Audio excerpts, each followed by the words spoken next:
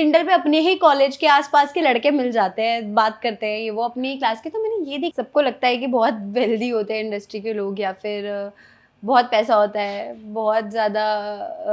अगर आप dating app join करें तो बायो में क्या लिखा होगा?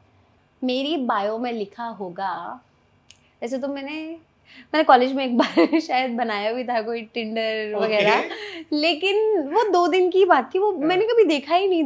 एक बार बनाया क्योंकि दोस्तों ने बोला कि टिंडर पे अपने ही कॉलेज के आसपास के लड़के मिल जाते हैं, बात करते हैं, ये वो अपनी ही क्लास के। तो मैंने ये देखने के लिए बनाया था कि कौन कौन है टिंडर पे।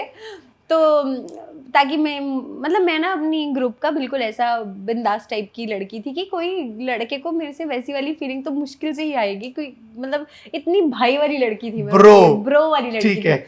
तो मतलब जो मुझे जानते थे वो तो मुझे कभी कुछ ऐसा अप्रोच नहीं कर पाते थे, लेकिन कोई बाहर वाला था जो बेचारा गलती से बोल देता था। तो लेकिन जो मेरे ब्रो जोन में दोस्त होते थे ना, वो उनको मैं बोलती थी कि मैं उनकी मुझे पोल पट्टी खोलनी होती थी। वो मुझे बोलते थे यार हम तो टिंडर नहीं चलाते ये वो, और रात को बैठे रहते थे टिंडर पे कॉलेज खत्म होने के बाद। तो मैंने टिंडर बना लिया, और तो मैं बताती हूँ बेसिकली उस टाइम पे तो मैंने कुछ गंदा सा ही लिखा होगा किसी की एडवाइस से, मुझे याद भी नहीं है। लेकिन आज की डेट में अगर मैं टिंडर बनाऊँ तो मैं लिखूंगी प्रिया ठाकुर, या शायद अपना असली नाम नहीं लिखूंगी। हाँ, तो मैं लिखूँ, मान लो Priya Thakur, age 25, single, ready to be taken,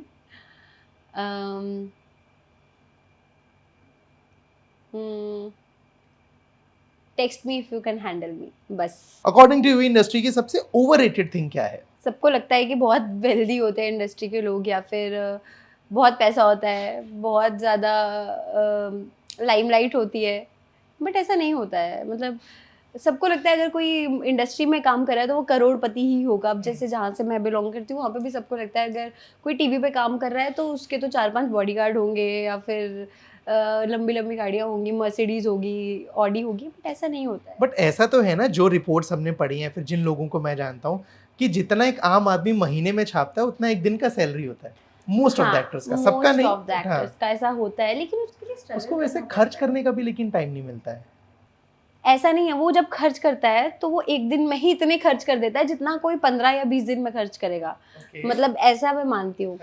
और इस इंडस्ट्री का ये है ना कि अगर मेरी इनकम, आप जैसे बोल रहे हो कि किसी की महीने की इनकम किसी के दिन की होती है, तो उसके खर्चे भी उतने होते हैं। वो मेंटेनेंस चार्ज ही उसका इतना होता है, उसकी ईएमआईज ही इतनी होती हैं, उसके बिल्स इतने होते हैं। तो मतलब मैं ये नहीं मानती कि इंडस्ट्री के लोग बहुत अमीर होते हैं। मतलब दिखता कुछ और है, होता कुछ और है।